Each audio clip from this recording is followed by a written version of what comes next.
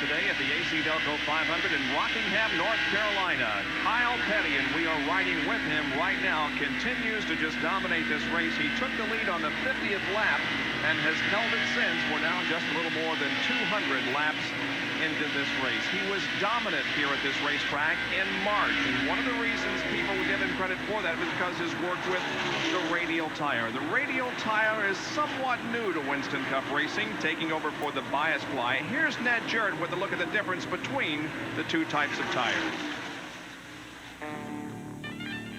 The Radial tire. Radial tires are not new to consumers, but they are relatively new to racing. To learn more about them, we went to the Goodyear Technical Center in Akron, Ohio. There's been a major transformation going on in the last couple of years as far as the tires that are used in NASCAR Winston Cup competition.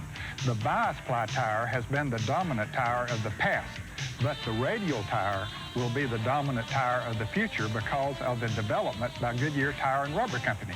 Now, when you look at these two tires, there's not much difference, but let's take a look inside.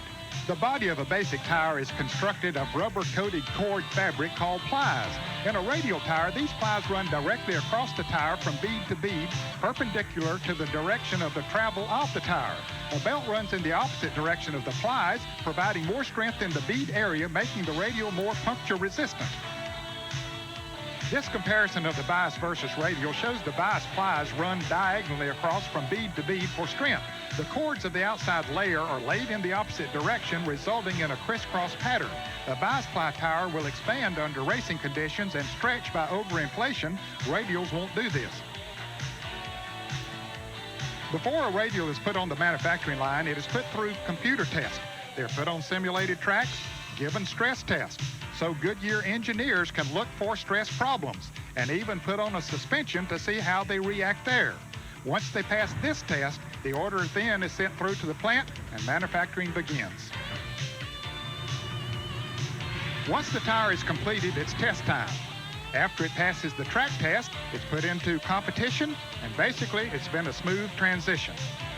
The first Radial used in competition was in 1984 in a Formula One event in Brazil.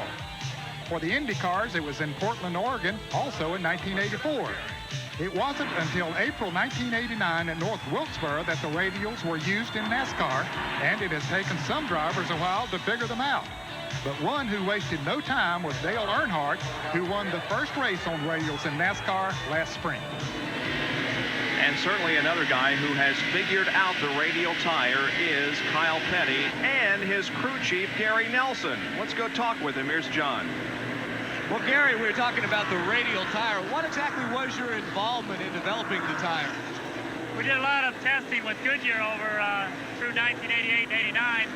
And then this year we've just really worked very hard on it. And I think the biggest part is the way Kyle drives the tire. And, you know, we've got the same kind of equipment that a lot of the other guys can have, but Kyle's just so perfect with the Radial. And I got to give a lot of credit to him. So no unfair advantage for you because you worked so much in developing it. Well, I don't know. I don't think that hurt us any doing all the testing with Goodyear, you know, in 88 and 89. But, you know, all the other teams have been doing a lot of testing, and here Kyle still is out front. So the common denominator is really Kyle Petty. Well, he's thinking about the Radials now, but he's also been calculating gas mileage as they're due for a pit stop in just a few laps.